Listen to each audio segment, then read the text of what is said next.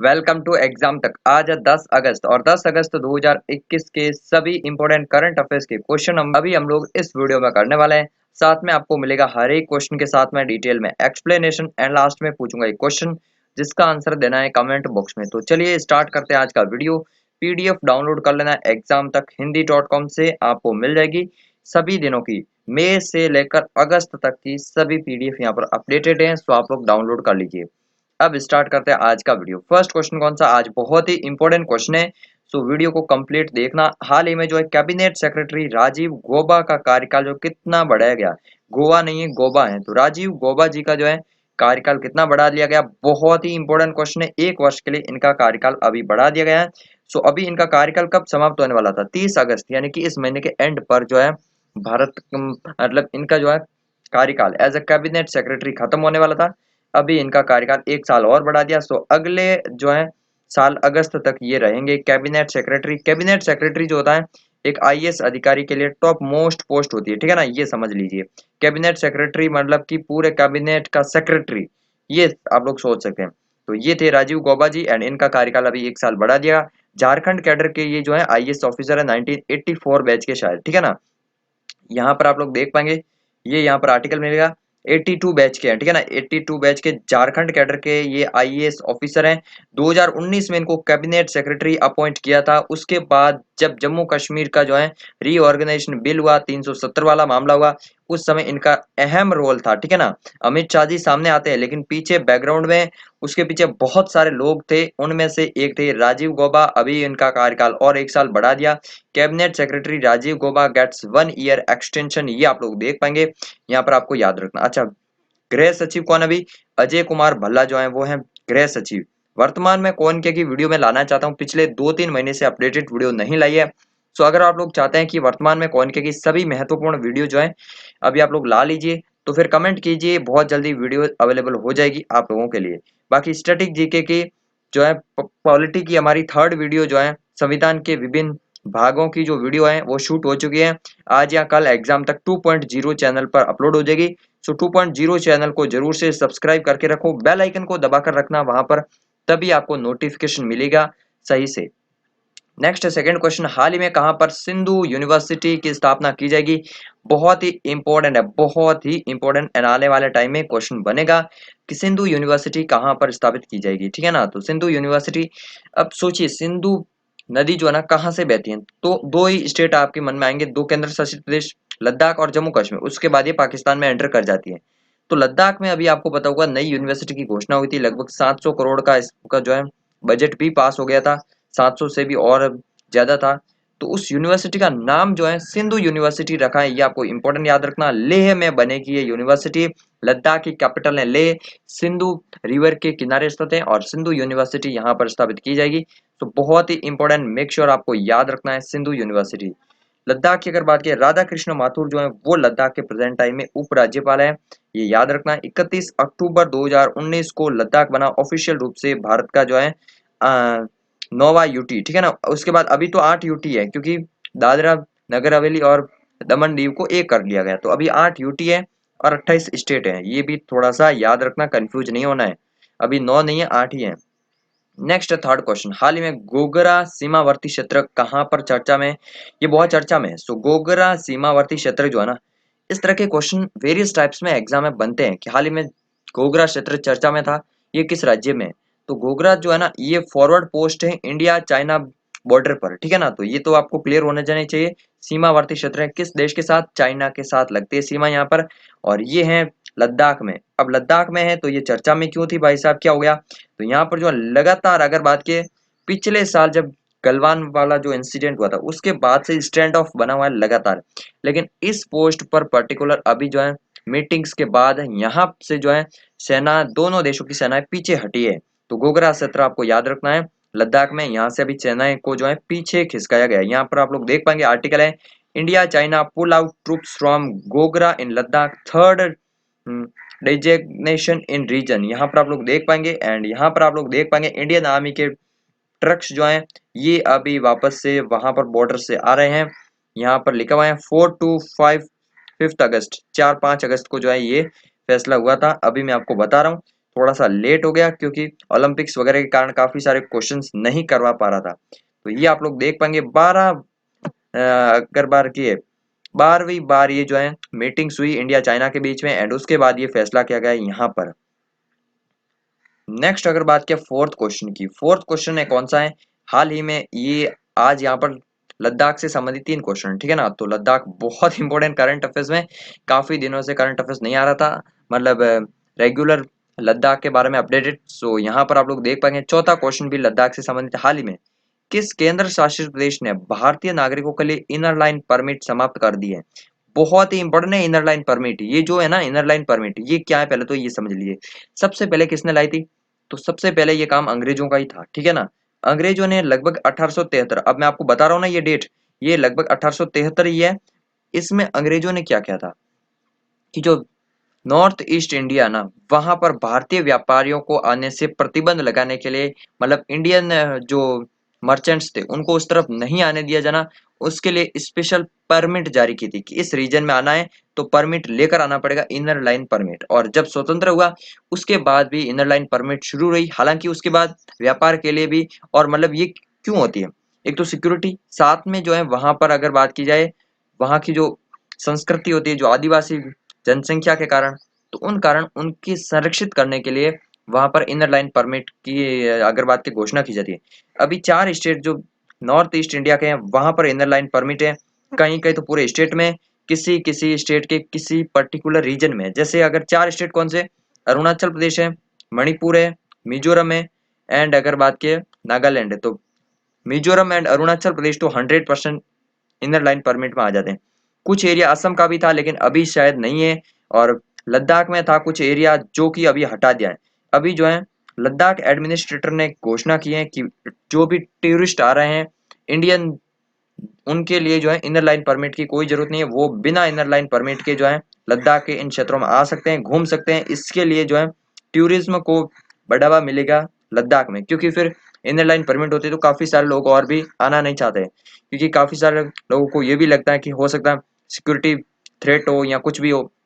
सो ये अभी लद्दाख ने रिमूव किया, यहाँ पर आप लोग आर्टिकल देख पाएंगे, Ladakh remove inner line permit restriction for tourist. यहाँ पर आप लोग देख पाएंगे domestic visitor were required to obtain an inner line permit from authority to visit inner areas in Ladakh. ये पहले हुआ करता था कि वहाँ की जो अथॉरिटी है एंड मोस्टली जो स्टेट गवर्नमेंट होती है वही इनर लाइन परमिट जारी करती है कुछ दिनों के लिए, कि आप लोग 10 दिन रहोगे, क्या क्या एक्टिविटी करोगे, कहाँ कहाँ पर जाओगे, आपको पूरी डिटेल होती है वहां पर, और उसके बाद आपको वो जो है एरिया छोड़ना पड़ता है। तो ये हैं इनर लाइन परमिट वाले एरियाज जो अभी लद्दाख में फ्री कर दिए गए हैं। नेक्स्ट है पांचवा क्वेश्चन, हाल ही में टेस्ट क्रिकेट, जो टेस्ट क्रिकेट है उसमें तीसरे सबसे ज्यादा विकेट लेने वाले गेंदबाज कौन बने हैं। सो बहुत इंपॉर्टेंट है, third most wicket taker bowler in test cricket, यहाँ पर अगर बात की जाए जेम्स एंडरसन बने हैं इंग्लैंड के। तो बहुत ही इंपॉर्टेंट याद रखना, जेम्स एंडरसन किस देश के, ये इंग्लैंड देश के हैं, एंड ये अभी भी खेल रहे हैं, ठीक है ना। तो इसीलिए इंपॉर्टेंट याद रखना, अभी इनके शायद 620 विकेट हो चुके हैं। अभी जो इंडिया इंग्लैंड सीरीज चल रही है ना, केएल राहुल को आउट करके इन्होंने जो है यहाँ पर अनिल कुंबले से आगे निकल चुके हैं। सो अनिल कुंबले पहले जो है थर्ड मोस्ट विकेट टेकर थे, अभी ये जो है ये बन चुके हैं। सो अगर बात की जाए 600 से ऊपर कौन कौन है, तो 600 से ऊपर सबसे ज्यादा किसके विकेट है, मुथिया मुरलीधरन जो श्रीलंका के, उनके सबसे ज्यादा है। यहाँ पर आप लोग देख पाएंगे मुथिया मुरलीधरन के 800 विकेट है, और शेन वॉर्न के जो है 708 विकेट है, यहाँ पर आप लोग देख पाएंगे। लेकिन एक और क्वेश्चन, टेस्ट क्रिकेट में सबसे ज्यादा विकेट लेने वाले तेज गेंदबाज कौन से हैं, तो तेज गेंदबाज अगर बात की है तो जेम्स एंडरसन है, बिकॉज ये दोनों जो है Muttiah Muralitharan and Shane Warne थे स्पिनर। जी हाँ बिल्कुल, ये दोनों स्पिनर थे, और जेम्स एंडरसन जो है ये हैं तेज गेंदबाज। तो तेज गेंदबाज होते हुए भी 620 विकेट, बहुत ही जबरदस्त इनका परफॉर्मेंस रहा है। इंपॉर्टेंट याद रखना, इंग्लैंड की क्रिकेट की हिस्ट्री की अगर बात की जाए तो जब 1975 से वर्ल्ड कप स्टार्ट हुआ था ना, तो 75, 79 और 83 लगातार 3 वे जो है ये वहीं पर हुए थे, कहाँ पर, इंग्लैंड में हुए थे। एंड इसके पहले 2 टूर्नामेंट जो है ये किसने जीते थे, वेस्ट इंडीज ने जीता था, और थर्ड जो है कपिल देव की कप्तानी में इंडिया ने जीता था। उसके बाद इंग्लैंड ने वर्ल्ड कप कितनी बार जीता है, तो 2019 का पहली बार जीता है वर्ल्ड कप, फाइनल में आप लोगों को पता होगा न्यूजीलैंड को हराया था। तो ये आपको थोड़ा सा याद रखना। अनिल कुंबले के 619 विकेट है। आईसीसी का ऑफिशियल ये वेबसाइट है जहां से मैंने कटआउट लिया है। James Anderson surpassed Anil Kumble to become the third highest wicket taker in test cricket. यहाँ पर इंडिया एंड इंग्लैंड के बीच में जो है फर्स्ट टेस्ट जो चल रहा है वहां पर ये उन्होंने जो है उपलब्धि हासिल की है। नेक्स्ट है छठा क्वेश्चन, हाल ही में भारत और किस देश ने जायद तलवार 2021 युद्धाभ्यास किया है? सो जायद तलवार युद्धाभ्यास, ये युद्धाभ्यास वाला क्वेश्चन है, सो युद्धाभ्यास वाले क्वेश्चन में इंक्लूड कर लीजिए। बाकी फ्रेंड्स मैं आपको बता दूं, आपको तो शायद नहीं पता होगा क्योंकि आप लोग तो रेगुलर देखते नहीं है कभी।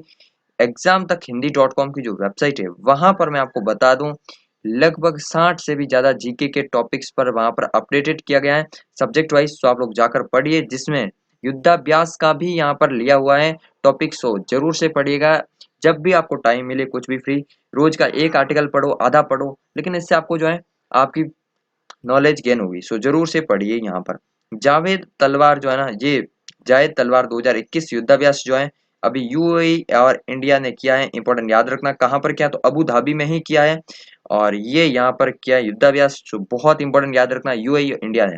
यूएई की अगर बात करें, यूनाइटेड अरब एमिरेट्स, 1971 में जो है 7 अलग अलग एमिरेट्स मिलकर, मतलब 7 अलग अलग स्टेट्स मिलकर यूएई का निर्माण किया था, जिसका फुल फॉर्म है यूनाइटेड अरब एमिरेट्स, जिसमें अबू धाबी, दुबई, शारजाह ये सब है। तो अबू धाबी कैपिटल है, यूएई दिरहम करेंसी है, एंड खलीफा बिन जायद अल नहयान ये यहाँ के राष्ट्रपति है। इंपॉर्टेंट याद रखना यूएई के बारे में। नेक्स्ट है 7वां क्वेश्चन, इस बार का आईपीएल जो है कहाँ पर हुआ था? यूएई में हुआ था। और 2021 का भी जो अभी है आईपीएल वो भी यूएई में होगा। नेक्स्ट है 7वां क्वेश्चन, हाल ही में पीएम दक्ष पोर्टल और मोबाइल ऐप जो है ये किसने लॉन्च किया? बहुत इंपॉर्टेंट है, अभी मैं इसके बारे में बताऊंगा पीएम दक्ष पोर्टल क्या है। लेकिन ये अभी किसने लॉन्च किया? वीरेंद्र कुमार ने लॉन्च किया। वीरेंद्र कुमार अभी प्रेजेंट टाइम में कौन है? तो ये सामाजिक न्याय और अधिकारिता मंत्री है, social justice and welfare minister. Important याद रखना, सामाजिक न्याय और अधिकारिता मंत्री वीरेंद्र कुमार प्रेजेंट टाइम में बहुत इंपॉर्टेंट है। पहले कौन थे? थावरचंद गहलोत पहले थे। थावरचंद गहलोत अभी जो है कर्नाटका के गवर्नर बन चुके हैं। सो इंपॉर्टेंट याद रखना, कर्नाटक के राज्यपाल कौन है? थावरचंद गहलोत है। सीएम कौन बने? बसवराज जो है वो कर्नाटक के नए सीएम बने, बसवराज बोम्मई। सो ये भी आपको थोड़ा सा इंपॉर्टेंट याद रखना है। इसके अलावा अगर बात की जाए यहाँ पर, तो नरेंद्र सिंह तोमर केंद्रीय कृषि मंत्री है, नरेंद्र मोदी प्राइम मिनिस्टर, धर्मेंद्र प्रधान कौन है? ये शिक्षा मंत्री है प्रेजेंट टाइम में। एंड यहाँ पर मैं आपको बता दूंगा, doctor Virendra Kumar launch PM Daksh portal and PM Daksh mobile app. यहाँ पर आप लोग देख पाएंगे all information related to skill development, ये जो है स्किल डेवलपमेंट से संबंधित ऐप है। और किन के लिए है? जो शेड्यूल कास्ट और बैकवर्ड क्लासेस एंड सफाई कर्मचारी के जो है स्टूडेंट्स, जो युवा वर्ग है, उनके लिए स्किल डेवलपमेंट के लिए ये ऐप बनाया गया। इंपॉर्टेंट याद रखना है।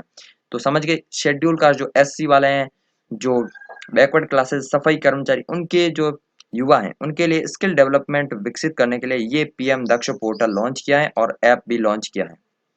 नेक्स्ट है 8वां क्वेश्चन, ये दो क्वेश्चन कोविड से संबंधित है। हाल ही में भारत में कोविड 19 टीकाकरण का आंकड़ा कितने करोड़ तक पहुंच चुका है? सो 50 करोड़ तक यहाँ पर जो है कोविड 19 टीकाकरण हो चुका है। अब इसमें से काफी सारे फर्स्ट डोज है, कुछ सेकंड डोज है, कुल मिलाकर अभी तक जो है 50 करोड़ कोविड 19 वैक्सीनेशन का काम हो चुका है। ये आप लोगों को थोड़ा सा इंपॉर्टेंट आंकड़ा भी याद रखना। पूछ सकते हैं कि अगस्त 2021 तक कोविड 19 टीकाकरण का आंकड़ा कितना पहुंचा है? तो यहाँ पर जो है 50 करोड़ तक पहुंचा है। और ये जो है आंकड़ा धीरे धीरे बढ़ ही रहा है, काफी तेजी से भी बढ़ रहा है, ठीक है ना। अभी भारत में कोविड वैक्सीन कितनी है? 3 कोविड वैक्सीन है। यहाँ पर कोविशील्ड मिलेगी सीरम इंस्टीट्यूट की, जो का जिसका हेडक्वार्टर मिलेगा पुणे महाराष्ट्र में। सेकंड कौन सी मिलेगी? कोवैक्सीन मिलेगी, जिसका निर्माण क्या है? भारत बायोटेक ने, एंड उसका हेडक्वार्टर मिलेगा आपको जो है हैदराबाद बेस्ड है। एंड थर्ड स्पुतनिक है, जो कि रशिया की है, एंड उसको बनाया गया है रशिया में, इंपोर्टेड किया गया है इंडिया में। सो ये तीनों वैक्सीन अभी इंडिया में चल रही है। मेन वैक्सीन है कोविशील्ड एंड कोवैक्सीन, ये दो चल रही है, बाकी स्पुतनिक भी चल रही है। नेक्स्ट है 9th क्वेश्चन, एंड यहाँ पर जो जॉनसन एंड जॉनसन वैक्सीन आपको पता ही होगा। जॉनसन एंड जॉनसन वैक्सीन किस देश की है? यूएस की है। इसने अभी जो है सिंगल डोज की एक वैक्सीन लॉन्च की, जिस तरह से रशिया ने एक सिंगल डोज की वैक्सीन बनाई थी, लेकिन जॉनसन एंड जॉनसन की जो सिंगल डोज की वेबसाइट है उसको भारत ने इमरजेंसी के लिए जो है एक्सेप्ट कर लिया है, मंजूरी दे दी है यूज करने के लिए। सो हो सकता है आने वाले टाइम में ये भी वैक्सीन इंडिया में इंपोर्टेड हो और यहाँ पर सिंगल डोज में ही वैक्सीन का काम हो जाए। जल्दी से वैक्सीनेटेड करने के लिए ये भी काफी असरदार हो सकते हैं जॉनसन एंड जॉनसन। तो याद रखना है ये अमेरिका की है। मॉडर्ना वैक्सीन है एक, जो किस देश की है?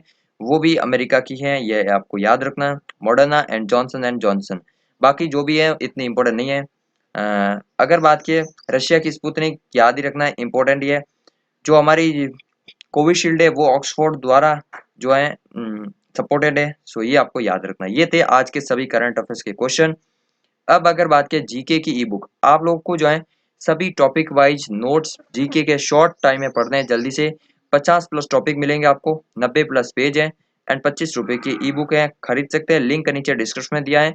आप लोग विविध सामान्य ज्ञान, राष्ट्रीय अंतर्राष्ट्रीय इतिहास, राजनीति विज्ञान, खेल, कंप्यूटर के शॉर्ट नोट्स मिल जाएंगे। सो मस्ट बी ट्राई इट। अब एक कल के सवाल का आंसर, खेल रत्न पुरस्कारों का नाम जो है राजीव गांधी से बदलकर अभी ध्यानचंद के नाम पर रख लिया गया। बहुत इंपॉर्टेंट है।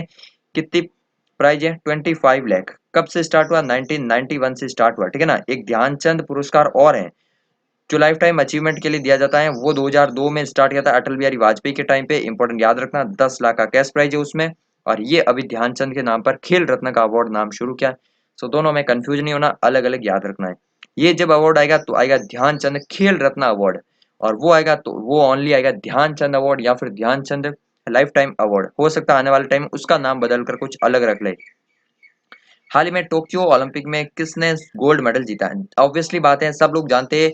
तो ये आपके हाथ में, एक नाम लिखो या फिर पूरी डिटेल लिखो, कमेंट बॉक्स में जरूर से लिखिएगा। चैनल को सब्सक्राइब कर लीजिए, कमेंट जरूर कीजिए वीडियो कैसा लगा। एंड वीडियो को शेयर नहीं करते फिर कोई भी मतलब नहीं है। आप लोग एटलीस्ट वीडियो को 5 से 10 लोगों के साथ रोजाना अपने स्टडी ग्रुप्स में शेयर कीजिए।